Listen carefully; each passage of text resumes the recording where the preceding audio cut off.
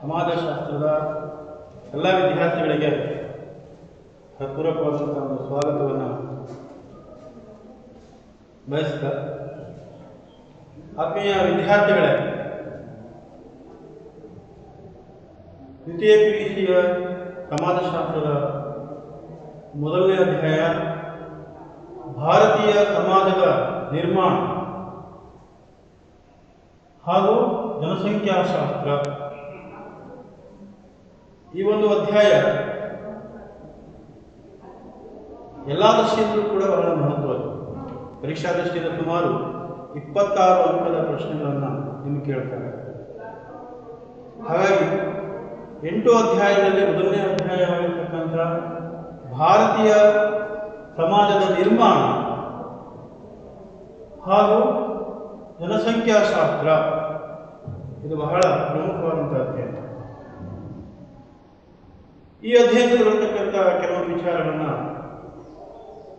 ನಿಮಗೆ ತಿಳಿಸ್ತಾ ಇದ್ದೇನೆ. ಮುಖ್ಯವಾಗಿ ನಮ್ಮ ಭಾರತೀಯ ಸಮಾಜವನ್ನು ಬಹುವಿಧ ಸಮಾಜ ಅಂತ ಕರೀತಾರೆ. ಬಹುವಿಧ ಸಮಾಜ, ಯಾಕೆ ನಮ್ಮ ಸಮಾಜವನ್ನು ಬಹುವಿಧ ಸಮಾಜ ಅಥವಾ ಬಹುರೂಪಿ ಸಮಾಜ ಅಂತ ಕರೀತಾರಂತ ನಾವು ಅದನ್ನು ಅರ್ಥೈಸಿಕೊಳ್ಳಿಕ್ಕೆ ಹೋದಾಗ ನಮಗೆ ಕೆಲವೊಂದು ಅಂಶಗಳು ಗೋಚರವಾಗ್ತವೆ. ಯಾಕೆಂದ್ರೆ ನಮ್ಮ ಭಾರತೀಯ ಸಮಾಜದ ಐತಿಹಾಸಿಕ ಹಿನ್ನೆಲೆಯನ್ನು ಗಮನಿಸಿದಾಗ ನಮ್ಮ ಸಮಾಜ ರಚನೆಯ ಕಾರಣೀಕರ್ತರಾಗಿರ್ತಕ್ಕಂಥ ವಿವಿಧ ಜನಾಂಗೀಯ ಮೂಲಗಳನ್ನು ಅರ್ಥೈಸಿಕೊಂಡಾಗ ಈ ಒಂದು ಭಾರತೀಯ ನೆಲಕ್ಕೆ ಹೊರಗಡೆಯಿಂದ ಆಗಮಿಸಿರ್ತಕ್ಕಂತಹ ಪರಕೀಯರ ಆಗಮನ ಜೊತೆಗೆ ನಮ್ಮ ಸಮಾಜದ ವಿಕಾಸದ ವಿಭಿನ್ನ ಹಂತಗಳು, ಜಗತ್ತಿನ ವಿವಿಧ ಧರ್ಮಗಳು ನಮ್ಮ ಭಾರತದಲ್ಲಿ ಗೋಚರವಾಗತಕ್ಕಂಥದ್ದು, ಆಮೇಲೆ ಸಾಮಾಜಿಕವಾದಂತಹ ಸ್ತರ ವಿನ್ಯಾಸ, ಆಮೇಲೆ ನಮ್ಮ ಸಮಾಜದಲ್ಲಿ ಸಾಹಿತ್ಯ, ಸಂಸ್ಕೃತಿ, ಕಲೆ, ವಾಸ್ತುಶಿಲ್ಪ, ಸಂಗೀತ, ವೈದ್ಯಕೀಯ ಹೀಗೆ ಹಲವಾರು ಕ್ಷೇತ್ರಗಳಲ್ಲಿ ಆಗಿರ್ತಕ್ಕಂಥ ಸಾಕಷ್ಟು ಸುಧಾರಣೆಗಳು, ಬದಲಾವಣೆಗಳು ಇವೆಲ್ಲವೂ ಕೂಡ ನಮ್ಮ ಒಂದು ಸಮಾಜ ಬಹುವಿಧ ಸಮಾಜ ಅನ್ನೋದು ಸ್ಪಷ್ಟವಾಗಿದೆ. ವಿದ್ಯಾರ್ಥಿಗಳೇ, ಭಾರತದ ಇತಿಹಾಸ ದೀರ್ಘವಾದಂತಹ ಒಂದು ಇತಿಹಾಸವನ್ನು ಒಳಗೊಂಡಿದೆ.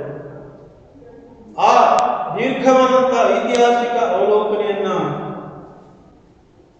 ಮಾಡಿದಾಗ ನಮ್ಮ ಭಾರತೀಯ ಸಮಾಜ ಒಂದು ಬಹುವಿಧ ಸಮಾಜ ಅಥವಾ ಬಹುರೂಪಿ ಸಮಾಜವಾಗಿ ರೂಪುಗೊಂಡಿದೆ ಅನ್ನೋದು ಸ್ಪಷ್ಟವಾಗಿದೆ. ನೋಡಿ, ನಮ್ಮ ಸಮಾಜದಲ್ಲಿ ಅಥವಾ ಭಾರತೀಯ ಸಮಾಜ ಯಾವುದೇ ಒಂದು ಧರ್ಮಕ್ಕೆ ಸೀಮಿತವಾಗಿಲ್ಲ ಅಥವಾ ಯಾವುದೇ ಒಂದು ಜನಾಂಗಕ್ಕೆ ಸೀಮಿತವಾಗಿಲ್ಲ ಅಥವಾ ಯಾವುದೇ ಒಂದು ಭಾಷೆಯನ್ನು ಒಳಗೊಂಡಿಲ್ಲ ಅಥವಾ ಯಾವುದೇ ಒಂದು ಸಂಸ್ಕೃತಿಯನ್ನು ಒಳಗೊಂಡಿಲ್ಲ. ಇಲ್ಲಿ ವಿಭಿನ್ನ ಜನಾಂಗೀಯ ಮೂಲಗಳಿದೆ, ವಿಭಿನ್ನ ಭಾಷಾ ವರ್ಗಕ್ಕೆ ಸೇರಿದ ಕುಟುಂಬ ವರ್ಗದವರಿದ್ದಾರೆ, ವಿಭಿನ್ನ ಸಂಸ್ಕೃತಿಗಳನ್ನು ಕಾಣುತ್ತೇವೆ. ಆಚಾರ, ವಿಚಾರ, ಉಡುಗೆ ತೊಡುಗೆ, ನಂಬಿಕೆ, ಆಚರಣೆಗಳು, ಭಾಷೆ, ಸಂಸ್ಕೃತಿ, ಕಲೆ, ಸಾಹಿತ್ಯ ಹೀಗೆ ಎಲ್ಲವನ್ನ ಒಳಗೊಂಡಿರ್ತಕ್ಕಂತಹ ಸಮಾಜ, ಅಂದರೆ ಹಲವಾರು ವೈವಿಧ್ಯತೆಗಳನ್ನು ಒಳಗೊಂಡಿರ್ತಕ್ಕಂಥ ಸಮಾಜ ನಮ್ಮ ಸಮಾಜವಾಗಿರುವುದರಿಂದ ನಮ್ಮ ಭಾರತೀಯ ಸಮಾಜವನ್ನು ಬಹುವಿಧ ಸಮಾಜ ಅಥವಾ ಬಹುರೂಪಿ ಸಮಾಜ ಅಂತ ಕರೀತಾರೆ. ಅಂದ್ರೆ ನಮ್ಮ ಭಾರತ ಸಾಮಾಜಿಕವಾಗಿ, ಆರ್ಥಿಕವಾಗಿ, ರಾಜಕೀಯವಾಗಿ ವಿವಿಧ ಅಂತಸ್ತಿನ ಜನರನ್ನ, ಹಲವು ಧರ್ಮ, ಹಲವು ಭಾಷೆ, ಕಲೆ, ಸಾಹಿತ್ಯ, ಸಂಸ್ಕೃತಿ, ಸಂಗೀತ ಈ ಎಲ್ಲ ಅಂಶಗಳಲ್ಲಿ ವೈವಿಧ್ಯತೆ ಕಂಡುಬರುವುದರಿಂದ ಭಾರತವನ್ನ ಬಹುವಿಧ ಸಮಾಜ ಅಥವಾ ಬಹುರೂಪಿ ಸಮಾಜ ಅಂತ ಕರೆಯುತ್ತೇವೆ. ಈಗ ಮೊದಲನೇ ಅವಲೋಕನೆ ಮಾಡಿದಾಗ ನಮ್ಮ ಐತಿಹಾಸಿಕ ಹಿನ್ನೆಲೆ ನಮ್ಮ ಸಮಾಜ ಒಂದು ಬಹುರೂಪಿ ಸಮಾಜ, ಬಹುವಿಧ ಸಮಾಜ ಅನ್ನೋದನ್ನು ಸ್ಪಷ್ಟಪಡಿಸುತ್ತದೆ. ಯಾಕೆಂದ್ರೆ ಭಾರತವು ಸಾವಿರಾರು ವರ್ಷಗಳ ಹಿಂದಿನ ಒಂದು ಇತಿಹಾಸವನ್ನು ಒಳಗೊಂಡಿದೆ. ಭಾರತದ ಸಾಮಾಜಿಕ ರಚನೆಯನ್ನು ಗಮನಿಸಿದಾಗ ಬಹು ಸಂಕೀರ್ಣವಾಗಿರ್ತಕ್ಕಂಥದ್ದು. ಸುಮಾರು 5,000 ವರ್ಷಗಳ ಹಿಂದೆ ಸಿಂಧು ನಾಗರಿಕತೆಯನ್ನು ಹೊಂದಿತ್ತು. ಅತ್ಯುತ್ತಮವಾದಂತಹ ಒಂದು ನಾಗರಿಕತೆ, ಚರಂಡಿ ವ್ಯವಸ್ಥೆ ಇತ್ತು, ನಗರ ನಾಗರಿಕತೆಯನ್ನು ಒಳಗೊಂಡಿರ್ತಕ್ಕಂಥದ್ದು. ಹೀಗೆ ಈ ಅವಧಿಯಲ್ಲಿ ವಿಭಿನ್ನ ಜನಾಂಗೀಯ ಸಮೂಹಗಳು ಅಥವಾ ಬೇರೆ ಬೇರೆ ಕಡೆಯಿಂದ ವಲಸೆಗಾರರು, ಹಲವಾರು ವಲಸೆಗಾರರು, ಭಾಷಾ ಕುಟುಂಬಕ್ಕೆ ಸೇರಿದವರು ನಮ್ಮ ಭಾರತಕ್ಕೆ ಬಂದು ನೆಲೆಸಿರುವುದನ್ನು ನಾವು ಅರ್ಥೈಸಿಕೊಳ್ಳಬಹುದು. ಕಾಲಕ್ರಮೇಣ ಬಂದಿರತಕ್ಕಂತಹ ಆರ್ಯರು ಇಲ್ಲಿನ ಮೂಲ ನಿವಾಸಿಗಳನ್ನ ಸೋಲಿಸುವ ಮೂಲಕ ತಮ್ಮದೇ ಆದಂತಹ ಒಂದು ಪ್ರತ್ಯೇಕ ಸಂಸ್ಕೃತಿಯನ್ನ ಇಲ್ಲಿ ಸ್ಥಿರಗೊಳಿಸಿದರು. ಹೀಗಾಗಿ ಇಲ್ಲಿ ಸಮ್ಮಿಶ್ರವಾದಂತಹ ಆರ್ಯ ಮತ್ತು ಆರ್ಯೇತರ ಸಂಸ್ಕೃತಿ ಬೆಳೀತಾ ಹೋಯಿತು. ಇನ್ನು ಎರಡನೆಯ ಮುಖ್ಯ ಅಂಶವನ್ನು ನಾವು ಗಮನಿಸಿದಾಗ ಪರಕೀಯರ ಅಥವಾ ಲೆಕ್ಚರ ಆಗಮನ, ಪರಕೀಯರ ಮತ್ತು ಲೆಕ್ಚರ ಆಗಮನ. ಪರಕೀಯರು ಅಂದ್ರೆ ಶಕರು, ಆಮೇಲೆ ಗ್ರೀಕರು, ಪರ್ಷಿಯನ್ನರು, ಕುಶಾನರು, ಶಿತಿಯನ್ನರು, ಹೂಣರು, ಇವರೆಲ್ಲ ನಮ್ಮ ಭಾರತಕ್ಕೆ ವಲಸೆ ಬಂದು ಕಾಲ ಕಳೆದಂತೆ ಇಲ್ಲಿನ ನೆಲ ಜಲ ಸಂಸ್ಕೃತಿ ಆಚರಣೆಯನ್ನು ಪರಿಪಾಲಿಸುತ್ತಾ ಇಲ್ಲಿಯವರೇ ಆಗಿದೆ. ಹೀಗೆ ನಮ್ಮ ಭಾರತ ಹಲವು ಧರ್ಮಗಳನ್ನ, ಹಲವು ಜನಾಂಗಗಳನ್ನ, ಹಲವು ಭಾಷೆಗಳನ್ನ ಒಳಗೊಂಡಿರ್ತಕ್ಕಂಥ ಒಂದು ಸಮಾಜ. ನಮ್ಮ ಭಾರತದ ವಿಕಾಸದ, ಸಮಾಜದ ವಿಕಾಸದ ವಿವಿಧ ಹಂತಗಳನ್ನ ನಾವು ಕಂಡಾಗ ವಿಕಾಸದ ವಿಭಿನ್ನ ಹಂತಗಳು ಎಷ್ಟೊಂದು ವೈವಿಧ್ಯತೆಯನ್ನು ಒಳಗೊಂಡಿದೆ ಅನ್ನೋದನ್ನು ಗಮನಿಸಿದಾಗ ನಾಗರಿಕ ಪೂರ್ವ ಸಮಾಜವನ್ನು ಕಾಣ್ತೇವೆ, ಬೇಟೆಗಾರರ ಸಮಾಜವನ್ನು ಕಾಣ್ತೇವೆ, ಆಹಾರ ಸಂಗ್ರಹಕಾರರ ಸಮಾಜವನ್ನು ಕಾಣ್ತೇವೆ, ಆಮೇಲೆ ಪಾಳು ಬೇಸಾಯಗಾರರು, ವಿವಿಧ ಪ್ರಕಾರದ ಅಲೆಮಾರಿಗಳು, ಜೊತೆಗೆ ನೆರೆನಿಂತ ಕೃಷಿಕರು, ಕುಶಲಕರ್ಮಿಗಳು, ಭೂಮಾಲೀಕರು. ಅಂದ್ರೆ ನಮ್ಮ ಒಂದು ಸಮಾಜದಲ್ಲಿ ಅಥವಾ ಈ ಒಂದು ಭಾರತೀಯ ನೆಲದಲ್ಲಿ ವಿವಿಧ ಅಂತಸ್ತಿನ ಜನರು ಸಮಾಜದ ವಿಕಾಸಕ್ಕೆ ಕಾರಣೀಕರ್ತರಾಗಿದ್ದಾರೆ. ನೆರೆನಿಂತ ಕೃಷಿಕರಿಂದ ಹಿಡಿದು ಪ್ರಾಚೀನ ವಂಶಾವಳಿಗೆ ಸೇರಿದಂತಹ ಕುಲೀನರು, ರಾಜಮನೆತನದವರು, ಶ್ರೀಮಂತರು ಕೂಡ ಒಟ್ಟಾಗಿ ಇಲ್ಲಿ ಈ ಒಂದು ಸಮಾಜದಲ್ಲಿ ಅಸ್ತಿತ್ವದಲ್ಲಿದ್ದಾರೆ. ಆಮೇಲೆ ಧಾರ್ಮಿಕವಾಗಿ ನೋಡಿದಾಗ ವಿವಿಧ ಧರ್ಮಗಳನ್ನು ನಾವು ಗಮನಿಸಬಹುದು. ಹಿಂದೂ, ನಂತರ ಕ್ರೈಸ್ತ, ಇಸ್ಲಾಂ ಧರ್ಮ, ಆಮೇಲೆ ಜೈನ, ಬೌದ್ಧ, ಸಿಖ್, ಆಮೇಲೆ ಪಾರ್ಸಿ, ಹೀಗೆ ಹಲವಾರು ಧರ್ಮಗಳ, ಸರ್ವ ಧರ್ಮಗಳ ಒಂದು ದೇಶ ನಮ್ಮ ಭಾರತ. ನಮ್ಮ ಸಮಾಜ ಹಲವಾರು ಧರ್ಮಗಳನ್ನು ಒಳಗೊಂಡಿದೆ. ಎಲ್ಲಾ ಧರ್ಮಗಳ ನಂಬಿಕೆ, ತತ್ವಾಚರಣೆ, ಪಂಥ ಇವುಗಳೆಲ್ಲ ವಿಭಿನ್ನತೆ ಕಂಡು ಬರ್ತವೆ. ಆಯಾ ಧರ್ಮದ ತತ್ವಾಚರಣೆಗಳು, ಸಂಪ್ರದಾಯಗಳು, ಪದ್ಧತಿಗಳು, ಅವರ ನಂಬಿಕೆಗಳು ಬೇರೆ ಬೇರೆ ಆಗಿರ್ತವೆ. ಹೀಗೆ ನಮ್ಮ ಸಮಾಜ ವೈವಿಧ್ಯಮಯ ಸಮಾಜ ಅಥವಾ ಬಹುರೂಪಿ ಸಮಾಜ ಅಂತ ಗಮನಿಸಬಹುದು. ಇವುಗಳ ಜೊತೆಗೆ ಕಾಲ ಕಳೆದಂತೆ ಹಲವಾರು ವರ್ಣ ವ್ಯವಸ್ಥೆ ಬಂತು. ಈ ವರ್ಣ ವ್ಯವಸ್ಥೆ ಜಾತಿ ವ್ಯವಸ್ಥೆಯ ಕಾರಣವಾಯಿತು. ಸಾಮಾಜಿಕ ಅಂತಸ್ತಿನಲ್ಲಿ ವಿವಿಧತೆಯನ್ನು ನಾವು ಕಾಣ್ತೇವೆ. ಹಲವಾರು ಭಾಷಾ ಕುಟುಂಬ, ಸರವಿನ್ಯಾಸ, ಅಂತಸ್ತಿನಲ್ಲಿ ವೈವಿಧ್ಯತೆ, ಜೊತೆಗೆ ಸಾಹಿತ್ಯ, ಸಂಸ್ಕೃತಿ, ಕಲೆ ಎಲ್ಲ ರಂಗದಲ್ಲೂ ಕೂಡ ವೈವಿಧ್ಯತೆಯನ್ನು ಗುರುತಿಸುವ ಮೂಲಕ ನಮ್ಮ ಸಮಾಜ ಯಾವ ರೀತಿ ವೈವಿಧ್ಯಮಯವಾಗಿದೆ, ಬಹುರೂಪಿ ಸಮಾಜವಾಗಿದೆ ಅನ್ನೋದನ್ನ ಈ ಮುಖ್ಯ ಪಾಯಿಂಟ್ಗಳು, ಈ ಮುಖ್ಯಾಂಶವನ್ನು ನಾವು ಅರ್ಥೈಸಿಕೊಳ್ಳಬಹುದು. ನೆನಪಿಟ್ಕೊಳ್ಳಿ, ನಮ್ಮ ಭಾರತೀಯ ಸಮಾಜ ಬಹುವಿಧ ಸಮಾಜ. ಬಹುವಿಧ ಸಮಾಜ ಅಂದ್ರೇನು? ಸಾಮಾಜಿಕವಾಗಿ, ಆರ್ಥಿಕವಾಗಿ, ರಾಜಕೀಯವಾಗಿ, ಸಂಸ್ಕೃತಿ, ಕಲೆ, ಸಾಹಿತ್ಯ ಹೀಗೆ ಹಲವಾರು ಕ್ಷೇತ್ರಗಳಲ್ಲಿ ವೈವಿಧ್ಯತೆಯನ್ನು ಹೊಂದಿದ್ದ ಕಾರಣ ನಮ್ಮ ಸಮಾಜವನ್ನು ಬಹುರೂಪಿ ಸಮಾಜ, ಬಹುವಿಧ ಸಮಾಜ ಅಂತ ಕರಿತೇವೆ. ಅದನ್ನು ನಾವು ಅರ್ಥೈಸಿಕೊಳ್ಬೇಕಂದ್ರೆ ನಮ್ಮ ಸಮಾಜದ ಐತಿಹಾಸಿಕ ಹಿನ್ನೆಲೆಯನ್ನು ಗಮನಿಸಿದಾಗ ನಮ್ಮ ಸಮಾಜ ಬಹುರೂಪಿ ಸಮಾಜವಾಗಿ ರೂಪುಗೊಂಡಿರುವ ಗೊತ್ತಾಗ್ತವೆ. ವಿವಿಧ ಜನಾಂಗೀಯ ಮೂಲಗಳು ನಮ್ಮ ಸಮಾಜದ ಅಸ್ತಿತ್ವಕ್ಕೆ ಕಾರಣವಾಗಿದ್ದರೂ ಕೂಡ ನಾವು ಗಮನಿಸಬಹುದು. ಆಮೇಲೆ ಬೇರೆ ಕಡೆಯಿಂದ ಅಥವಾ ಪರಕೀಯರ ಆಗಮನ ಆಗಿರ್ತಕ್ಕಂಥದ್ದು, ಆಮೇಲೆ ವಿಕಾಸದ ವಿಭಿನ್ನ ಹಂತಗಳು, ಬೇಸಾಯಗಾರರಿಂದ ಹಿಡಿದು ಕೃಷಿ ನೆಲನಿಂತ ಕೃಷಿಕರಿಂದ ಹಿಡಿದು ಪ್ರಾಚೀನ ವಂಶಾವಳಿಯ ಕುಲೀನರು ಕೂಡ ನಮ್ಮ ಸಮಾಜದಲ್ಲಿ ಅಸ್ತಿತ್ವದಲ್ಲಿದ್ದಾರೆ. ಆಮೇಲೆ ವಿವಿಧ ಧರ್ಮಗಳನ್ನು ನಾವು ಕಾಣ್ತೇವೆ. ವಿವಿಧ ಸಾಮಾಜಿಕ ಸ್ತರವಿನ್ಯಾಸ ಹೊಂದಿರತಕ್ಕಂಥ ವರ್ಗವನ್ನು ಕಾಣ್ತೇವೆ. ಸಾಹಿತ್ಯ, ಸಂಸ್ಕೃತಿ, ಕಲೆ, ಸಂಗೀತ ಹೀಗೆ ವಿಭಿನ್ನತೆಯನ್ನು ಗುರುತಿಸ್ತೇವೆ. ಇವೆಲ್ಲವೂ ಕೂಡ ನಮ್ಮ ಸಮಾಜದ ವೈವಿಧ್ಯತೆಯನ್ನ ಸೂಚಿಸುವಂಥ ಅಂಶಗಳಾಗಿದೆ.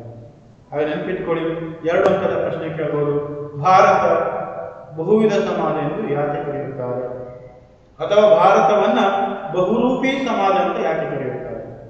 ಅದೇ ರೀತಿ 5 ಅಂಕದ ಒಂದು ಪ್ರಶ್ನೆ ಕೇಳಬಹುದು. ಭಾರತ ಒಂದು ಬಹುವಿಧ ಸಮಾಜವಾಗಿದೆ, ವಿವರಿಸಿ. ಅಥವಾ ಭಾರತ ಒಂದು ಬಹುರೂಪಿ ಸಮಾಜವೇ, ಸ್ಪಷ್ಟೀಕರಿಸಿ ಅಂತ ನಿಮ್ಗೆ 5 ಅಂಕದ ಪ್ರಶ್ನೆ ಕೂಡ ಕೇಳಬಹುದು.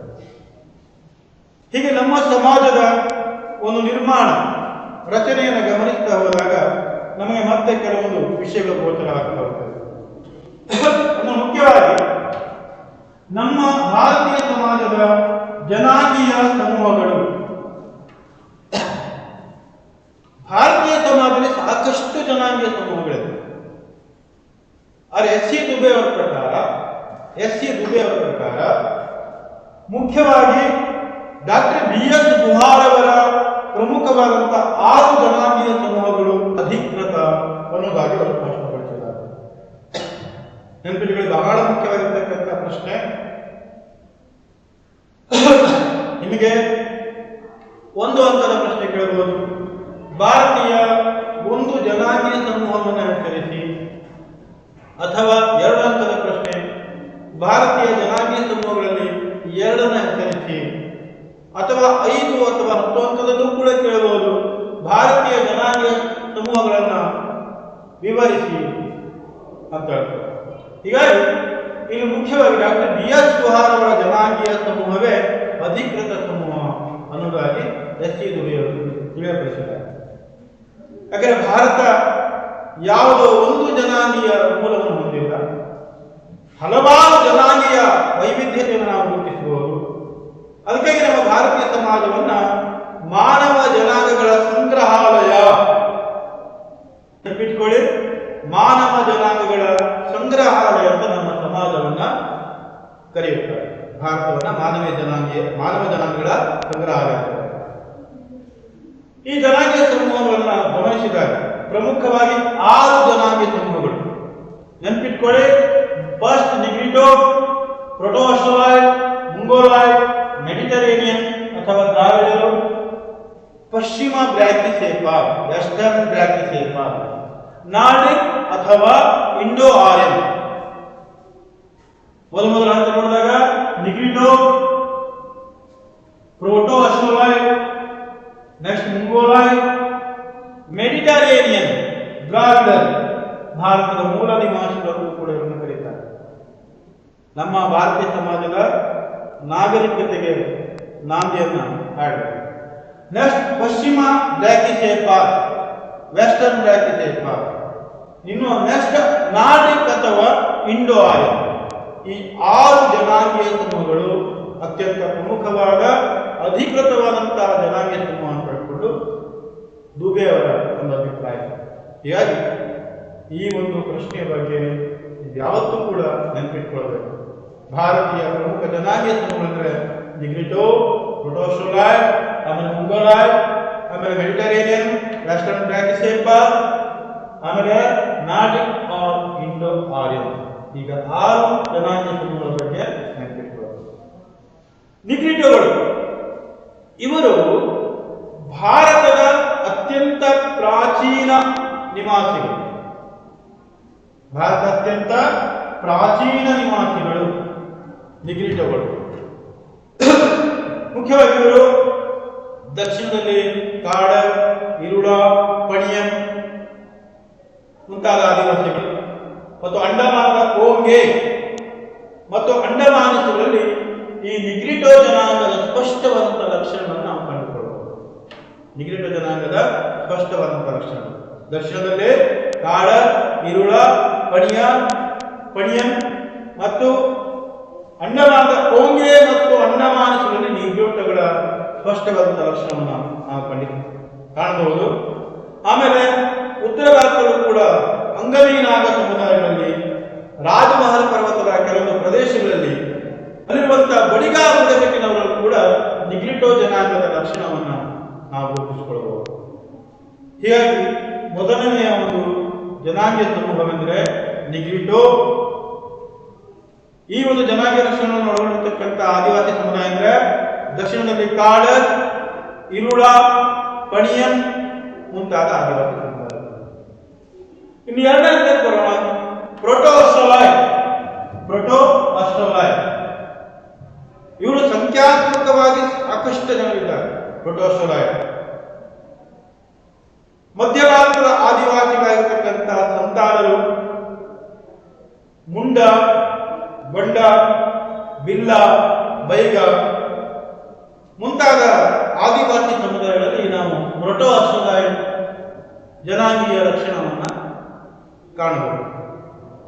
ನೆನಪಿಟ್ಕೊಳ್ಳಿ, ಎರಡನೇ ಪಾಯಿಂಟ್ ಹೇಳೋದು ಪ್ರೋಟೋ ಆಸ್ಟ್ರಲಾಯ್ ಬಹುಸಂಖ್ಯಾತರಿವರು ಮಧ್ಯ ಭಾರತದ ಆದಿವಾಸಿಗಳಾಗಿರ್ತಕ್ಕಂಥ ಸಂತಾನರಲ್ಲಿ ಮುಂಡರಲ್ಲಿ, ಗೊಂಡರಲ್ಲಿ, ಬಿಲ್ಲ, ಬೈಗ ಮುಂತಾದವರಲ್ಲಿ ಈ ಒಂದು ಪ್ರೋಟೋ ಆಸ್ಟ್ರಲಾಯ್ ಜನಾಂಗೀಯ ಸಮೂಹದ ಲಕ್ಷಣವನ್ನು ನಾವು ಕಂಡುಕೊಳ್ಳಬಹುದು. ಇವರು ಅತ್ಯಂತ ಹಿಂದುಳಿದವರಾದ ಕಾರಣ ಇಂಡೋ ಆರ್ಯನ್ನರು ಇವರನ್ನ ದಾಸ, ದಸ್ಯು, ಹೀನ ಮುಂತಾದ ಅವಹೇಳನಕಾರಿ ಪದಗಳಿಂದ ಅವರನ್ನು ನಿಂದಿಸುತ್ತಿದೆ. ಯಾಕಂದರೆ ಸಂಖ್ಯಾತ್ಮಕವಾಗಿ ಬಹಳಷ್ಟು ಕೂಡ ಹಿಂದುಳಿದಂತಹ ಒಂದು ಜನಾಂಗೀಯ ಮೂಲ. ಹಾಗಾಗಿ ಇವರನ್ನ ಇಂಡೋ ಆರ್ಯನ್ನರು ದಾಸ, ದಸ್ಯು ಹಾಗೂ ಹೀನ ಹೀಗೆ ಮುಂತಾದ ಅವಹೇಳನಕಾರಿ ಪದಗಳಿಂದ ಅವರನ್ನ ನಿಂದಿಸ್ತಾ ಇದ್ರು ಅಥವಾ ಅವಹೇಳನಕಾರಿ ಪದಗಳನ್ನು ಅವರ ಪರವಾಗಿ ಬಳಕೆ ಮಾಡ್ತಾ ಇದ್ರು. ನೆಕ್ಸ್ಟ್ ಮೂರನೇ ಒಂದು ಜನಾಂಗೀಯ ಸಮೂಹ ಗಮನಿಸಿದಾಗ ಮುಂಗೋಲಾಯ್. ಈ ಮುಂಗೋಲಾಯರಲ್ಲಿ ಮುಖ್ಯವಾಗಿ ಎರಡು ಪ್ರಕಾರ ನಾವು ಗುರುತಿಸಬಹುದು. ಒಂದು ಪ್ಯಾಲಿಯೋ ಮುಂಗೋಲಾಯ್, ಮತ್ತೊಂದು ಟಿಬೆಟೋ ಮುಂಗೋಲಾಯ್. ಜನಾಂಗೀಯ ಸಮೂಹ ಮೊದಲನೇದು ನಿಗ್ರಿಟೋ, ದಕ್ಷಿಣ ಭಾಗದಲ್ಲಿ ಕಂಡು ಬರ್ತಾರೆ. ಆಮೇಲೆ ಪ್ರೋಟೋಸ್ಟಲಾಯ್ ಸಂಖ್ಯಾತ್ಮಕವಾಗಿ ಬಹಳಷ್ಟು ಜನ ಇದ್ದಾರೆ, ತೀರಾ ಹಿಂದುಳಿದವರು. ಆರ್ಯರು ಇವರನ್ನ ದಾಸ, ದಸ್ಯು, ಹೀನ ಮುಂತಾದ ಅವಹೇಳನಕಾರಿ ಪದಗಳಿಂದ ಕರೆಯುತ್ತಿದ್ರು. ಮೂರನೇದು ಮುಂಗೋಲಾಯ್, ಪ್ಯಾಲಿಯೋ ಮುಂಗೋಲಾಯ್ ಮತ್ತು ಟಿಬೆಟೋ ಮುಂಗೋಲಾಯ್. ಈ ಎರಡು ಪ್ರಕಾರಗಳನ್ನು ಕಾಣ್ತೇವೆ. ಹಿಮಾಲಯ ಪ್ರಾಂತದ ಈಶಾನ್ಯ ಭಾಗದ ಬುಡಕಟ್ಟು ಸಮೂಹಗಳು ಮುಂಗೋಲಾಯ್ ಪ್ರವರ್ಗಕ್ಕೆ ಸೇರಿದ್ದಾರೆ. ಈ ಒಂದು ಜನಾಂಗೀಯ ಸಮೂಹದ ಲಕ್ಷಣವನ್ನು ನಾವೆಲ್ಲ ಕಾಣಬೇಕಾದ್ರೆ ಹಿಮಾಲಯ ಪ್ರಾಂತದ ಈಶಾನ್ಯ ಭಾಗದಲ್ಲಿರ್ತಕ್ಕಂಥ ಬುಡಕಟ್ಟು ಸಮೂಹದಲ್ಲಿ ಈ ಮುಂಗೋಲಾಯ್ ಲಕ್ಷಣವನ್ನು ಕಂಡುಕೊಳ್ಳಲು ಸಾಧ್ಯ. ಮುಖ್ಯವಾಗಿ ಇಲ್ಲಿ ಆಸಾಂ, ಪಶ್ಚಿಮ ಬಂಗಾಳ, ಮಣಿಪುರ, ತ್ರಿಪುರ, ಭೂತಾನ್. ಆಸಾಂ, ಪಶ್ಚಿಮ ಬಂಗಾಳ, ಮಣಿಪುರ, ತ್ರಿಪುರ, ಭೂತಾನ್, ನಾಗಾಲ್ಯಾಂಡ್, ಮಿಜೋರಾಂ ಮುಂತಾದ ರಾಜ್ಯಗಳಲ್ಲಿ ಈ ಮುಂಗೋಲಾಯ್ ಜನಾಂಗೀಯ ಲಕ್ಷಣವನ್ನು ನಾವು ಕಂಡುಕೊಳ್ಳಬಹುದು. ಇದಕ್ಕೆ ಎಷ್ಟು ಜನಾಂಗೀಯ ಸಮೂಹ ಆಯಿತು? ಒಂದು ನಿಗ್ರಿಟೋ, ಎರಡನೇದು ಪ್ರೋಟೋಸ್ಟಲಾಯ್, ಮೂರನೇದು ಮುಂಗೋಲಾಯ್. ನೆಕ್ಸ್ಟ್ ನಾಲ್ಕನೇ ಒಂದು ಜನಾಂಗೀಯ ಸಮೂಹ ಅಂದ್ರೆ ಮೆಡಿಟರೇನಿಯನ್ ದ್ರಾವಿಡರು. ನಾವು ಭಾರತದ ಮೂಲ ನಿವಾಸಿಗಳು ಅಂತ ಕರೀತೇವೆ. ಮುಖ್ಯವಾಗಿ ಇಲ್ಲಿ ಆರ್ಯ ಪೂರ್ವ ಕಾಲದ ನಾಗರಿಕತೆ ಹೊಂದಿದಂತಹ ದ್ರಾವಿಡರು ಕೂಡ ಕರೀತಾರೆ. ಮೆಡಿಟೇರಿಯನ್ ಅಂದ್ರೆ ಇವರು ಆರ್ಯ ಪೂರ್ವದ ಅಥವಾ ಆರ್ಯ ಪೂರ್ವ ಕಾಲದ ನಾಗರಿಕತೆಯನ್ನು ಹೊಂದಿರತಕ್ಕಂತಹ ದ್ರಾವಿಡರು, ಜೊತೆಗೆ ಸಿಂಧೂ ನಾಗರಿಕತೆಯ ಬೆಳವಣಿಗೆಗೆ ಮೂಲ ಕಾರಣಿಕರು ಕೂಡ ಕರೀತಾರೆ. ಕಾರಣ ಆರ್ಯರು ಬರುವ ಮೊದಲೇ ಇವರು ಸಿಂಧೂ ನಾಗರಿಕತೆಯ ಬೆಳವಣಿಗೆಗೆ ಕಾರಣೀಕರ್ತರಾದವರು ಯಾರು? ಮೆಡಿಟರೇನಿಯನ್ ದ್ರಾವಿಡರು ಅಂತ ಕರೀತಾರೆ. ಈಗ ಇಲ್ಲಿ ಮೆಡಿಟೇರಿಯನ್ ಜನಾಂಗೀಯ ಸಮೂಹಗಳಲ್ಲಿ ಪ್ಯಾಲಿಯೋ ಮೆಡಿಟರೇನಿಯನ್ ಮತ್ತು ಓರಿಯೆಂಟಲ್ ಮೆಡಿಟರೇನಿಯನ್. ನೆನಪಿಟ್ಕೊಳ್ಳಿ, ಕನ್ಫ್ಯೂಸ್ ಮಾಡ್ಕೊಳ್ಳೋದು ಬೇಡ. ಮುಂಗೋಲಾಯ್ಡ್ ಅಲ್ಲಿ ಪ್ಯಾಲಿಯೋ ಮುಂಗೋಲಾಯ್ಡ್, ಟಿಬೆಟೋ ಮುಂಗೋಲಾಯ್ಡ್ ಅಂತ ಎರಡು ಪ್ರಭೇದಗಳಿದೆ. ಮೆಡಿಟರೇನಿಯನ್ ಅಲ್ಲಿ ಪ್ಯಾಲಿಯೋ ಮೆಡಿಟರೇನಿಯನ್, ಆಮೇಲೆ ಮೆಡಿಟರೇನಿಯನ್, ಓರಿಯೆಂಟಲ್ ಪ್ರಕಾರದ ಒಂದು ವರ್ಗವನ್ನು ನಾವು ಕಾಣ್ತೇವೆ. ಎಲಿಯೋ ಮೆಡಿಟರೇನಿಯನ್, ಮೆಡಿಟರೇನಿಯನ್ ಮತ್ತು ಓರಿಯೆಂಟಲ್ ಮೆಡಿಟರೇನಿಯನ್ ಅಂತ 3 ಪ್ರಕಾರವನ್ನು ನಾವು ಕಂಡುಕೊಳ್ಳಲಿಕ್ಕೆ ಸಾಧ್ಯ. ಒಟ್ಟಾರೆ ಆರ್ಯ ಪೂರ್ವ ಕಾಲದ ನಾಗರಿಕತೆಯ ರಚನೆ, ಹಿಂದೂ ನಾಗರಿಕತೆಯ ಬೆಳವಣಿಗೆ ಕಾರಣದಂತ ದ್ರಾವಿಡರು ಅಂತ ನಾವೇನು ಕರೆಯಬಹುದು. ನೆಕ್ಸ್ಟ್ 5ನೇದಾಗಿ ಪಶ್ಚಿಮ ಬ್ರಾಹ್ಮಿಸೇಪಾಲರು, ವೆಸ್ಟರ್ನ್ ಬ್ರಾಹ್ಮಿಸೇಪಾಲ್ ಅಂದ್ರೆ ಪಶ್ಚಿಮಾತ್ಯ ಜಗತ್ತಿನಿಂದ ಅಥವಾ ಪಶ್ಚಿಮ ಜಗತ್ತಿನಿಂದ ಬಂದಂತವರು ಪಾಶ್ಚಿಮಾತ್ಯ ಬ್ರಾಹ್ಮಿಸೇಪಾಲ್. ಇವರು ಮುಖ್ಯವಾಗಿ ಪಶ್ಚಿಮ ರಾಷ್ಟ್ರದಿಂದ ಬಂದವರು ಯುರೋಪಿನ ದೇಶಗಳೊಂದಿಗೆ ಸಾಕಷ್ಟು ಸಂಬಂಧವನ್ನು, ಜನಾಂಗೀಯ ಸಂಬಂಧವನ್ನು ಹೊಂದಿದ್ದಾರೆ. ಇವರಲ್ಲಿ 3 ಗುಂಪುಗಳಿದೆ. ಪಶ್ಚಿಮ ಬ್ರಾಹ್ಮಿಸೇಪಾಲ್ 3 ಗುಂಪುಗಳಿದೆ. ಒಂದು ಅಲ್ಬೆನಾಯ್ಡ್, ಆಮೇಲೆ ಡಿನಾರಿಕ್ ಮತ್ತು ಆರ್ಮೆನೈಡ್. ಅಲ್ಬೆನಾಯ್ಡ್, ಡಿನಾರಿಕ್, ಆರ್ಮೆನೈಡ್. ನೆನಪಿಟ್ಕೊಳ್ಳಿ, ಮತ್ತೊಂದ್ಸಲ ಹೇಳ್ತಾ ಇದ್ದೇನೆ. ಮುಂಗೋಲಾಯ್ಡ್ ಇದರಲ್ಲಿ ಪೆಲಿಯೋ ಮುಂಗೋಲಾಯ್ಡ್, ಟಿಬೆಟಿಯೋ ಮುಂಗೋಲಾಯ್ಡ್. ಮೆಡಿಟರೇನಿಯನ್ ಜನಾಂಗದಲ್ಲಿ ಪೆಲಿಯೋ ಮೆಡಿಟರೇನಿಯನ್, ಮೆಡಿಟರೇನಿಯನ್, ಓರಿಯೆಂಟಲ್ ಮೆಡಿಟರೇನಿಯನ್. ಪಶ್ಚಿಮ ಬ್ರಾಹ್ಮಿಸೇಪಾಲರಲ್ಲಿ ಮುಖ್ಯವಾಗಿ ಅಲ್ಪೈನಾಯ್ಡ್, ಡಿನಾರಿಕ್ ಮತ್ತು ಆರ್ಮೆನ್ ಹೇಳ್ತಕ್ಕಂಥ 3 ಜನಸಮೂಹ ನಾವು ಗುರುತಿಸಬಹುದು. ಈ ಪಾರ್ಸಿ ಜನಾಂಗೀಯ ಅಥವಾ ಪಾರ್ಸಿ ಜನಸಮೂಹ ಆರ್ಮೆನೈಡ್ ದರ್ಶನವನ್ನು ಒಳಗೊಳ್ಳಿರ್ತಕ್ಕಂಥ ನಾವು ಗಮನಿಸಬಹುದು. ಪಾರ್ಸಿ ಜನಸಮೂಹ ಆರ್ಮೆನೈಡ್ ಇರತಕ್ಕಂಥ ಒಂದು ಜನಾಂಗದ ದರ್ಶನವನ್ನು ಒಳಗೊಂಡಿದೆ. ಇನ್ನು ಭಾರತಕ್ಕೆ ಕೊನೆಯದಾಗಿ ಆಗಮಿಸಿರ್ತಕ್ಕಂತಹ ಒಂದು ಜನಾಂಗೀಯ ಸಮೂಹ, ಆ ಜನಾಂಗೀಯ ಸಮೂಹ ನಾರ್ಡಿಕ್ ಅಥವಾ ಇಂಡೋ ಆರ್ಯನ್ ಅಂತ ಕರೀತಾರೆ. ನಾರ್ಡಿಕ್ ಅಥವಾ ಇಂಡೋ ಆರ್ಯನ್. ಆರ್ಯನ್ ಕೊನೆಯದಾಗಿ ಆಗಮಿಸಿದ್ರು ಕೂಡ ನಮ್ಮ ಭಾರತೀಯ ಸಮಾಜದ ವ್ಯವಸ್ಥಿತವಾದಂತಹ ರಚನೆಗೆ ಅಥವಾ ನಮ್ಮ ಸಮಾಜದ ನಾಗರಿಕತೆಯ ಬೆಳವಣಿಗೆಗೆ ಸಾಕಷ್ಟು ಕೊಡುಗೆಯನ್ನು ಕೊಟ್ಟಂತವರು ಆರ್ಯರು. ಆರ್ಯರು ಕೊನೆಯದಾಗಿ ಬಂದಿರತಕ್ಕಂಥವರು ಉತ್ತಮ ಪಾಂಡಿತ್ಯವುಳ್ಳವರು, ಪಶುಪಾಲಕರು, ಕೃಷಿ ಚಟುವಟಿಕೆಗೂ ಕೂಡ ಆಸಕ್ತಿಯುಳ್ಳವರು, ಆಯುಧ ಸಲಕರಣೆ ಬಲ್ಲವರಾಗಿದ್ದರು. ಹೀಗಾಗಿ ಆರ್ಯರು ಭಾರತೀಯ ಸಂಸ್ಕೃತಿ ಮತ್ತು ಸಮಾಜದ ಮೇಲೆ, ಯಾಕಂದ್ರೆ ಅದರ ಬಗ್ಗೆ ಹೆಚ್ಚಿನ ವಿವರಣೆ ಕಷ್ಟ ಬರ್ತವೆ. ಮುಂದೆ ಆರ್ಯನೀಕರಣ ಅಂತಕ್ಕಂಥ ಒಂದು ವಿಷಯ ಬಂದಾಗ ಆರ್ಯನೀಕರಣ ಏನು, ಆರ್ಯನೀಕರಣದ ತೊಡಕುಗಳು ಯಾವುದು, ಆರ್ಯೀಕರಣ ಸಿದ್ಧಾಂತ, ಈ ಕೆಲವೊಂದು ಅಂಶಗಳ ಬಗ್ಗೆ ಆಗ ಬಂದಾಗ ನೀವು ಹೆಚ್ಚಿನ ವಿಷಯ ತಿಳ್ಕೊಳ್ತೀವಿ. ಹಾಗೆ ಆರ್ಯರು ವಿಶೇಷವಾಗಿ ಪಾಂಡಿತ್ಯವುಳ್ಳವರು, ಕಾವ್ಯ, ತತ್ವಶಾಸ್ತ್ರ, ತರ್ಕಶಾಸ್ತ್ರ ಮುಂತಾದವುಗಳಲ್ಲಿ ಅಪಾರ ಜ್ಞಾನವುಳ್ಳವರು. ಅವರು ನಮ್ಮ ಭಾರತೀಯ ಸಂಸ್ಕೃತಿ ಮತ್ತು ಸಮಾಜದ ಮೇಲೆ ಅಗಾಧವಾದಂತಹ ಕೊಡುಗೆಯನ್ನು ನೀಡಿದ್ದಾರೆ. ಇವಿಷ್ಟು ಜನ ಸಮುದಾಯ ಡಾಕ್ಟರ್ BS ಕುಮಾರ್ ಅವರ ಒಂದು ಜನಾಂಗೀಯ ಸಮೂಹಗಳು ಅಥವಾ ಜನಾಂಗೀಯ ಮೂಲಗಳು. ಇದು ಅಧಿಕೃತವಾದಂತಹ ಒಂದು ಜನಾಂಗೀಯ ಸಮೂಹ ಅನ್ನೋದು CS ದುಬೆ ಅವರ ಒಂದು ಅಭಿಪ್ರಾಯ. ಈಗಾಗಲೇ ನಾವು ಮುಖ್ಯವಾಗಿ 2 ಅಂಶಗಳು ವರ್ತಿಸುತ್ತೆ. ಒಂದು, ಭಾರತೀಯ ಸಮಾಜವನ್ನು ಬಹುವಿಧ ಸಮಾಜ ಅಂತ ಕರೀತಾರೆ. ಯಾಕೆ ಅಥವಾ ಬಹುವಿಧ ಸಮಾಜ ಅಂದ್ರೆ ಏನು? ವೈವಿಧ್ಯತೆ ಇರ್ತಕ್ಕಂಥ ಸಮಾಜ, ಆಗ ಬಹುವಿಧ ಸಮಾಜ ಅಂತ ಕರೀತಾರೆ. ಏನು ವೈವಿಧ್ಯತೆ? ಧಾರ್ಮಿಕ, ಜನಾಂಗೀಯ, ಭಾಷಾ, ನಂಬಿಕೆ, ಆಚರಣೆ, ಸಂಸ್ಕೃತಿ ಎಲ್ಲಗಳಲ್ಲಿ ವೈವಿಧ್ಯತೆ ಕಾರಣ ಬಹುವಿಧ ಸಮಾಜ. ಎರಡನೇದಾಗಿ BS ಕುಮಾರ್ ಅವರ ಒಂದು ಜನಾಂಗೀಯ ಸಮೂಹ ನೋಡುವಾಗ ನಿಗ್ರಿಟೋ, ಪ್ರೊಟೋಸೊಲಾಯ್ಡ್, ಮುಂಗೋಲಾಯ್ಡ್, ಆಮೇಲೆ Mediterranean, western brachycephal, Nordic or Indo Aryan, ಈಗ 6 ಜನಾಂಗೀಯ ಸಮೂಹ ನಾವು ಗುರುತಿಸಬಹುದು. ನೆಕ್ಸ್ಟ್, ಭಾರತದ ನಾಗರಿಕತೆಯ ಉಗಮ ಅಥವಾ ಬೆಳವಣಿಗೆಯ ಬಗ್ಗೆ ತಿಳಿಸಿ, ಅಥವಾ ಭಾರತ ನಾಗರಿಕತೆಯ ಬೆಳವಣಿಗೆಯ ಬಗ್ಗೆ ಅಥವಾ ಉಗಮದ ಬಗ್ಗೆ ವಿವರಿಸಿ ಅಂತ ನಿಮಗೆ ಕೇಳಬಹುದು. ನಮ್ಮ ಭಾರತ ನಾಗರಿಕತೆಯನ್ನು ಗಮನಿಸಿದಾಗ ಸುದೀರ್ಘವಾದಂತಹ ಇತಿಹಾಸವನ್ನು ಒಳಗೊಂಡಿದೆ. ಯಾಕಂದ್ರೆ ನಮ್ಮ ಭಾರತೀಯ ಸಮಾಜ ಬಹಳ ಸಂಕೀರ್ಣವಾಗಿರ್ತಕ್ಕಂತಹ ಸಮಾಜ. ನಾಗರಿಕತೆಯ ಮೂಲವನ್ನು ನಾವು ಗಮನಿಸೋಣ.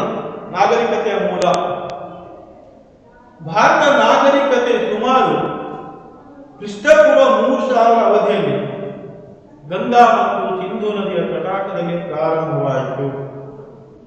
ಆ ನಾಗರಿಕತೆಯ ಪ್ರಮುಖ 2 ಸ್ಥಳಗಳೆಲ್ಲ ಹರಪ್ಪ ಮತ್ತು ಮೊಹೆಂಜೊದಾರೋ. ಆ ಹರಪ್ಪ ಮತ್ತು ಮೊಹೆಂಜೊದಾರತಕ್ಕಂಥ ಸ್ಥಳಗಳಲ್ಲಿ ಒಂದು ಪ್ರಬುದ್ಧ ನಾಗರಿಕತೆ ಕಾಣಬಹುದು.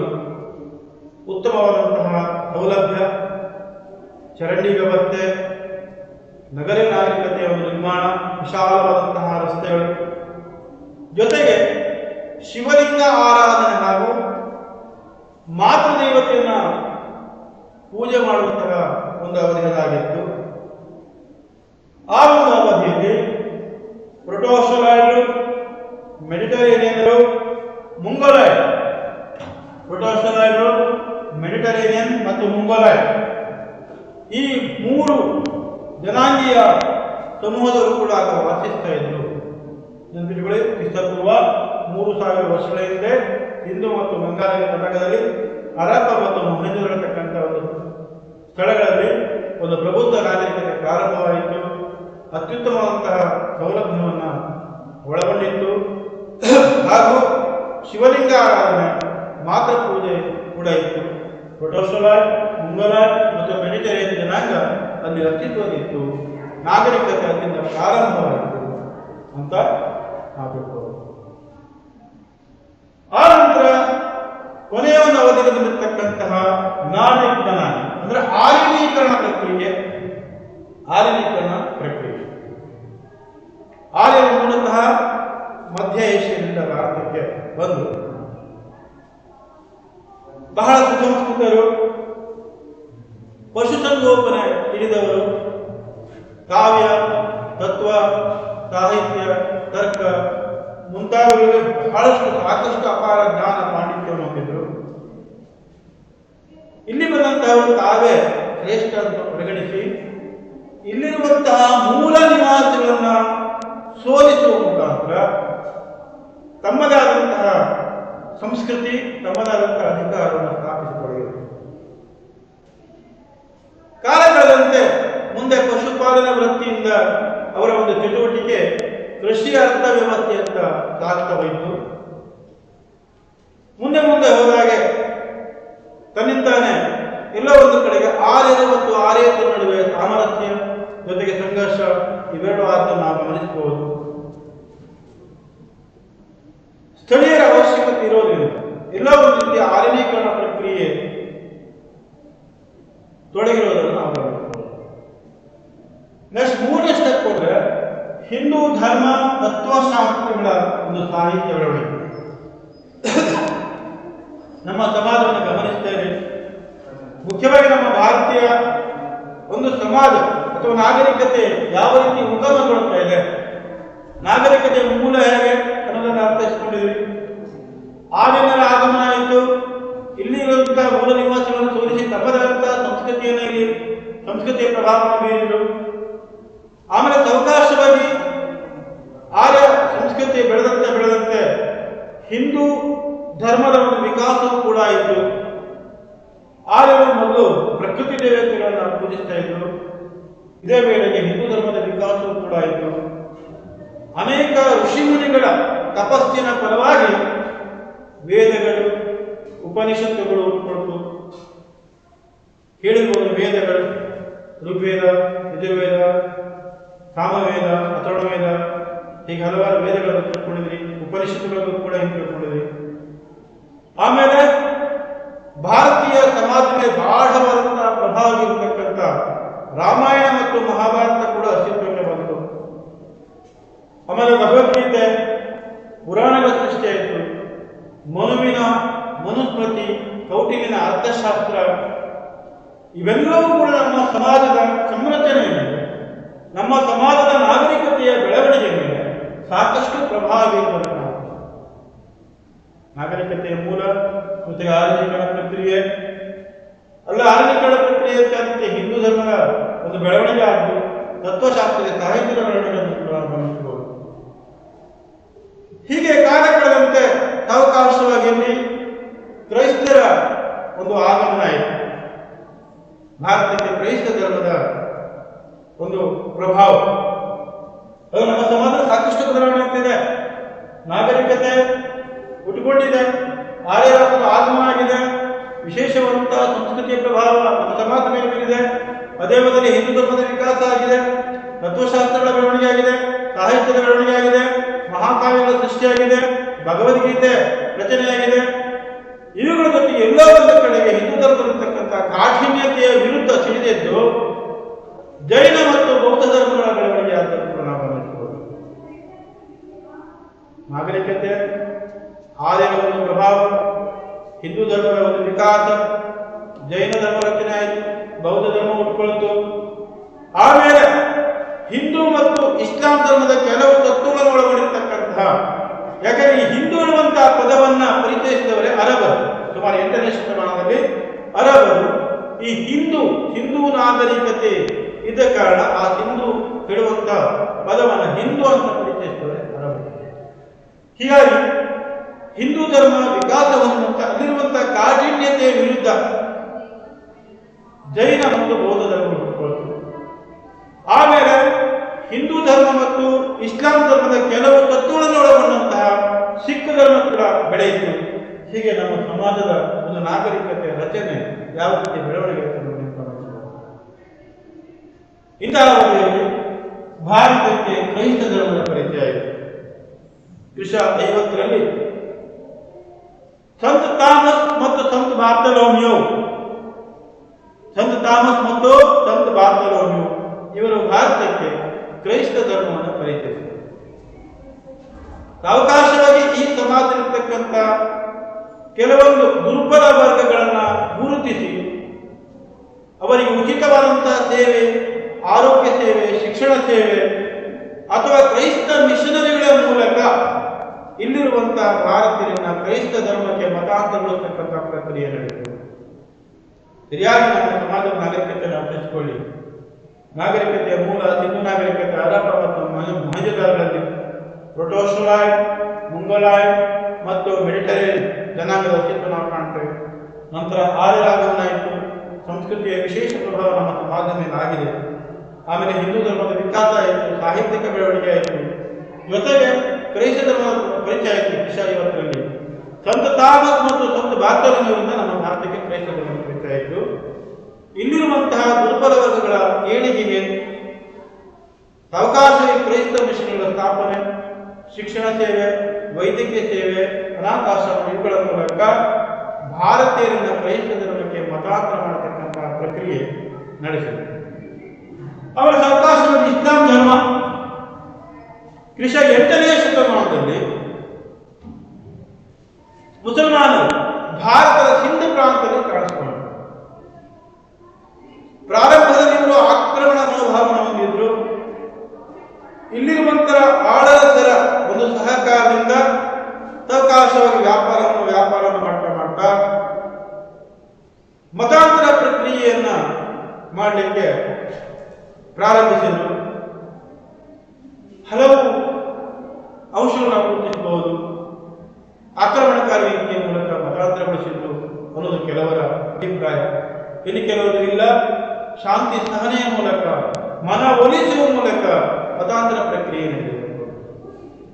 ಹೀಗೆ ನಮ್ಮ ಸಮಾಜದ ಒಂದು ಹಂತವನ್ನು ಗಮನಿಸ್ತಾ ಹೋದಾಗ ಯಾವ ರೀತಿಯ ನಾಗರಿಕತೆಯ ಬೆಳವಣಿಗೆ ಆಯಿತು, ಆರ್ಯರ ಸಂಸ್ಕೃತಿಯ ಪ್ರಭಾವ ಹೇಗಾಯಿತು, ಧರ್ಮಶಾಸ್ತ್ರ ಹಿಂದೂ ಧರ್ಮದ ವಿಕಾಸ ಹೇಗಾಯಿತು, ಧರ್ಮಶಾಸ್ತ್ರದ ಬೆಳವಣಿಗೆ ಹೇಗಾಯಿತು, ಆಮೇಲೆ ಕ್ರೈಸ್ತ ಧರ್ಮದ ಪರಿಚಯ, ಜೊತೆಗೆ ಇಸ್ಲಾಂ ಧರ್ಮದ ಪರಿಚಯ, ಇದನ್ನು ನಾವು ಕಾಲಕ್ರಮೇಣ ಇಸ್ಲಾಮಿಯರು ಅಥವಾ ಮುಸಲ್ಮಾನರು ಆಕ್ರಮಣ ನೀತಿಯ ಮೂಲಕ ಇಲ್ಲಿರುವಂತಹ ರಾಜ ಮಹಾರಾಜರನ್ನು ಸೋಲಿಸಿ ತಮ್ಮದೇ ಆದಂತಹ ಅಧಿಪತ್ಯವನ್ನು ಪ್ರಾರಂಭಿಸಿದರು.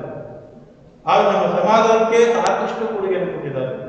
ಕಲೆ ಇರ್ಬೋದು, ವಾಸ್ತುಶಿಲ್ಪ ಇರ್ಬೋದು, ಅಥವಾ ಶಿಲ್ಪಕಲೆ ಇರ್ಬೋದು, ಅಥವಾ ಸಂಗೀತ, ವೈದ್ಯಕೀಯ ಹಲವಾರು ಕ್ಷೇತ್ರಗಳಿಗೆ ಅವರ ಕೊಡುಗೆ ಅಪಾರವಾಗಿದೆ. ಆಮೇಲೆ ಯುರೋಪಿಯನ್ನರ ಆಗಮನ ಕ್ರಿಶ 1499ರಲ್ಲಿ ಪೋರ್ಚುಗೀಸರು ವ್ಯಾಪಾರದ ನಿಮಿತ್ತಕ್ಕೆ ನಮ್ಮ ಭಾರತಕ್ಕೆ ಆಗಮಿಸಿದರು. ಆನಂತರ ಡಚ್ಚರು, ಫ್ರೆಂಚರು, ಬ್ರಿಟಿಷರು ಹೀಗೆಲ್ಲ ಒಬ್ಬೊಬ್ಬರೇ ಆಗಮಿಸುತ್ತಿರುವ ನಾವು ಗಮನಿಸ್ತೇವೆ. ಮೊದಲು ವತಾತ್ಮ ನೆಪದಲ್ಲಿ ಇಲ್ಲಿಗೆ ಆಗಮಿಸಿದರು. ಕಾಲಕ್ರಮೇಣ ಈ ಭೂಮಿಯನ್ನೇ ತಮ್ಮದನ್ನಾಗಿಸಿಕೊಳ್ಳುವ, ಭಾರತದ ಸರ್ವಸ್ವವನ್ನು ಕೊಳ್ಳೊಡೆಯುವ ಒಂದು ಮುಂದಾಲೋಚನೆ ಇತ್ತು. ಹೀಗಾಗಿ ತಮ್ಮ ವ್ಯಾಪಾರ ಕೌಶಲ್ಯದ ಮೂಲಕ ಇಲ್ಲಿನ ಜನರನ್ನು ಮೂಲೆ ಗುಂಪಾಗುವಂತೆ, ಅಂದರೆ ಇಲ್ಲಿ ಕೆಲವೊಂದು ಗುಡಿ ಕೈಗಾರಿಕೆ, ಕೃಷಿ ಚಟುವಟಿಕೆ, ತನ್ನ ಧನವನ್ನು ಕಳ್ಕೊಳ್ಳುವಂತೆ, ಜೊತೆಗೆ ಇಲ್ಲಿಯ ರಾಜರನ್ನು ಸೋಲಿಸುವ ಮುಖಾಂತರ ಇಡೀ ದೇಶವನ್ನೇ ಆಡಲಿಕ್ಕೆ ಪ್ರಯತ್ನ. ಇವು ನಮ್ಮ ಸಮಾಜದ, ನಮ್ಮ ನಾಗರಿಕತೆಯ ಬೆಳವಣಿಗೆಯ ಒಂದು ಹಂತಗಳು. ಹೀಗೆ ನಾವು ಗಮನಿಸ್ತಾ ಹೋದಾಗ ಯಾವತ್ತು ಇವರು ನಮ್ಮ ಸಮಾಜದ ಜಾತಿ ವ್ಯವಸ್ಥೆ ಇರಬಹುದು ಅಥವಾ ಬೇರೆ ಬೇರೆ ಸಾಮಾಜಿಕ ವ್ಯವಸ್ಥೆಗಳಿರ್ಬೋದು, ಅದರ ಮೇಲೆ ಇವರ ಒಂದು ಪ್ರಭಾವ ಸಾಕಷ್ಟಾಗಿದೆ. ಇವರು ಕೊಟ್ಟಂತಹ ಒಂದು ಶಿಕ್ಷಣ, ಆಧುನಿಕ ಮಾದರಿ ಶಿಕ್ಷಣ, ಆ ಶಿಕ್ಷಣವೇ ಮುಂದೆ ಸ್ವಾತಂತ್ರ್ಯ ಸಂಗ್ರಾಮಕ್ಕೆ ಕಾರಣ. ಯುರೋಪಿಯನ್ನರು ನೀಡಿರ್ತಕ್ಕಂತಹ ಒಂದು ಶಿಕ್ಷಣ, ಆ ಶಿಕ್ಷಣದಿಂದ ಪಡೆದಂತಹ ಜ್ಞಾನ ನಮ್ಮ ಸಮಾಜದಲ್ಲಿ ಯಾಕೆ ಸ್ವಾತಂತ್ರ್ಯ, ಸಮಾನತೆ, ಭ್ರಾತೃತ್ವ, ಪ್ರಜಾಪ್ರಭುತ್ವ ಇಂಥ ಮುಂತಾದ ಮೌಲ್ಯಗಳು ಯಾಕೆ ಇರಬಾರದು, ನಾವು ಯಾಕೆ ಸ್ವತಂತ್ರರಾಗಬಾರದು ಅನ್ನುವಂಥ ಮನೋಭಾವ ಭಾರತೀಯರನ್ನೇ ಎಚ್ಚರಗೊಳಿಸಿದೆ. ಹೀಗಾಗಿ ಇಡೀ ಭಾರತೀಯ ಸಮಾಜವೇ ಸಂಘಟಿತವಾಯಿತು. ರಾಷ್ಟ್ರಪಿತ ಗಾಂಧೀಜಿಯವರ ನೇತೃತ್ವದಲ್ಲಿ ಅನೇಕ ಸ್ವಾತಂತ್ರ್ಯ ಹೋರಾಟಗಾರರ ನೇತೃತ್ವದಲ್ಲಿ ಹೋರಾಟ ಪ್ರಾರಂಭ ಆಯಿತು. 1947 ಆಗಸ್ಟ್ 15ಕ್ಕೆ ಸ್ವಾತಂತ್ರ್ಯ ಲಭಿಸಿದ್ದು. ಈಗ ನಮ್ಮ ಸಮಾಜ ಸ್ವಾತಂತ್ರ್ಯ ನಂತರ ಸಾಕಷ್ಟು ತಿರುವುಗಳನ್ನು ಕಂಡುಕೊಂಡಿದೆ, ಸಾಕಷ್ಟು ನಾಗರಿಕತೆಯ ಬೆಳವಣಿಗೆ ಆಗಿದೆ. ಉದ್ಯೋಗ ಇರ್ಬೋದು, ಶಿಕ್ಷಣ ಇರ್ಬೋದು, ವಿಜ್ಞಾನ ಇರ್ಬೋದು, ತಂತ್ರಜ್ಞಾನ ಇರ್ಬೋದು, ಸಾಕಷ್ಟು ಪ್ರಗತಿಯನ್ನು ಸಾಧಿಸಿದೆ. ಇವಿಷ್ಟು ಇಂದಿನ ಅಧ್ಯಾಯಕ್ಕೆ ಸಂಬಂಧಪಟ್ಟಂತ ಅಂಶಗಳು. ಮತ್ತೊಮ್ಮೆ ನೆನಪಿಟ್ಕೊಳ್ಳಿ ಆತ್ಮೀಯ ವಿದ್ಯಾರ್ಥಿಗಳೇ, ನಮ್ಮ ಭಾರತವನ್ನು ಬಹುರೂಪಿ ಸಮಾಜ ಅಥವಾ ಬಹುವಿಧ ಸಮಾಜ ಅಂತ ಕರೀತಾರೆ. ಯಾಕಂದ್ರೆ ನಮ್ಮ ಸಮಾಜ ಸಾಮಾಜಿಕವಾಗಿ, ಆರ್ಥಿಕವಾಗಿ, ರಾಜಕೀಯವಾಗಿ, ಧಾರ್ಮಿಕವಾಗಿ ವಿಭಿನ್ನ ಜನಾಂಗೀಯ ಸಮೂಹವನ್ನು ವೈವಿಧ್ಯತೆಯನ್ನು ಹೊಂದಿದೆ, ಭಾಷಾ ವೈವಿಧ್ಯತೆಯನ್ನು ಹೊಂದಿದೆ, ಸಾಂಸ್ಕೃತಿಕ ವೈವಿಧ್ಯತೆಯನ್ನು ಹೊಂದಿದೆ. ಹೀಗಾಗಿ ನಮ್ಮ ಸಮಾಜದ ಬಹುವಿಧ ಅಥವಾ ಬಹುರೂಪಿ ಸಮಾಜ.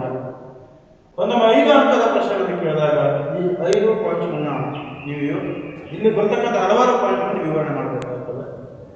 ನೆಕ್ಸ್ಟ್, ಡಾಕ್ಟರ್ BS ಗುಹಾರ್ ಅವರ ಜನಾಂಗೀಯ ಸಮೂಹ ಬಹಳ ಇಂಪಾರ್ಟೆಂಟು. ಇದರಲ್ಲಿ ಬರ್ತಕ್ಕಂಥದ್ದು ನಿಗ್ರಿಟೋ, ಪ್ರೊಟೋಸ್ಟಲಾಯ್, ಮುಂಗೋಲಾಯ್, ಮೆಡಿಟರೇನಿಯನ್, ಪಶ್ಚಿಮ ಬ್ರಾಕಿಸೇಫಾಲರು, ನಾರ್ಡಿಕ್ ಅಥವಾ ಇಂಡೋ ಆರ್ಯನ್. ನೆಕ್ಸ್ಟ್ ಬರ್ತಕ್ಕಂಥ ಭಾರತ ನಾಗರಿಕತೆಯ ಬೆಳವಣಿಗೆಯನ್ನು ವಿವರಿಸಿ ಅಂತ ಹೇಳ್ಕೊಂಡು ಅದು ಕೂಡ ನೀವು ತಿಳ್ಕೊಂಡು. ಹೀಗೆ ನಿಮಗಿರ್ತಕ್ಕಂಥ ಪ್ರಶ್ನೆ, ಭಾರತ ಬಹುವಿಧ ಸಮಾಜ ಎಂದು ಯಾಕೆ ಕರೆಯುತ್ತಾರೆ ಅಥವಾ ಭಾರತವನ್ನು ಬಹುವಿಧ ಸಮಾಜ ಅಂತ ಯಾಕೆ ಕರೆಯುತ್ತಾರೆ? 2 ಅಂಕದ ಒಂದು ಪ್ರಶ್ನೆ, 5 ಅಂಕದ ಒಂದು ಪ್ರಶ್ನೆ. ಡಾಕ್ಟರ್ BS ಗುಹಾರ್ ಅವರ ಜನಾಂಗೀಯ ಸಮೂಹಗಳಲ್ಲಿ 2 ಹೆಸರಿಸಿ ಅಥವಾ ಡಾಕ್ಟರ್ BS ಗುಹಾರ್ ಅವರ ಜನಾಂಗೀಯ ಸಮೂಹಗಳನ್ನು ವರ್ಗೀಕರಿಸಿ. 2 ಅಂಕ ಕೇಳಬಹುದು, 1 ಅಂಕ ಕೇಳಬಹುದು, 5 ಅಂಕ ಕೇಳಬಹುದು, 10 ಅಂಕ ಕೇಳಬಹುದು. ಭಾರತ ನಾಗರಿಕತೆಯ ಉಗಮ ಅಥವಾ ಬೆಳವಣಿಗೆಯನ್ನು ವಿವರಿಸಿ. 5 ಅಂಕದ ಪ್ರಶ್ನೆಯನ್ನು ಇಲ್ಲಿ ಕೇಳಬಹುದು. ಇದರ ಒಳಗಡೆ ಬರತಕ್ಕಂಥ ಪ್ರಶ್ನೆಗಳು ಹಿಂದೂ ಧರ್ಮದ ಪವಿತ್ರ ಗ್ರಂಥ ಯಾವುದು, ಅಥವಾ ಮಹಾಕಾವ್ಯಗಳು ಯಾವುದು, ಅಥವಾ ವೇದಗಳು ಯಾವುದು, ಈ ರೀತಿಯ ಒಂದು ಪ್ರಶ್ನೆಯನ್ನು ಕೂಡ ಕೇಳ್ತಾರೆ. ಸರಿಯಾಗಿ ಅರ್ಥೈಸಿಕೊಂಡಿಲ್ಲ ಅಂತ ತಿಳಿದು ಇವತ್ತಿನ ಒಂದು ವಿಷಯವನ್ನು ಇಲ್ಲಿಗೆ ಮುಕ್ತಾಯಗೊಳಿಸ್ತಾ ಇದ್ದಾರೆ. ಎಲ್ಲರೂ ಕೂಡ ಧನ್ಯವಾದಗಳು. ಚೆನ್ನಾಗಿ ಓದಿ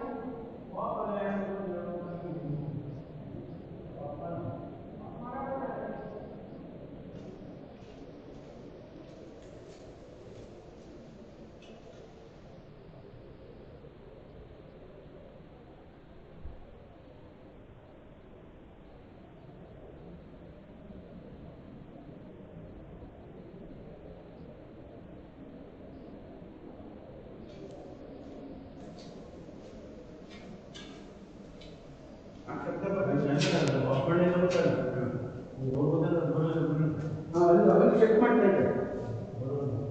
ನಾವು ನಿಮ್ಗೆ ತಗೊಳ್ಳಿ ಸರ್.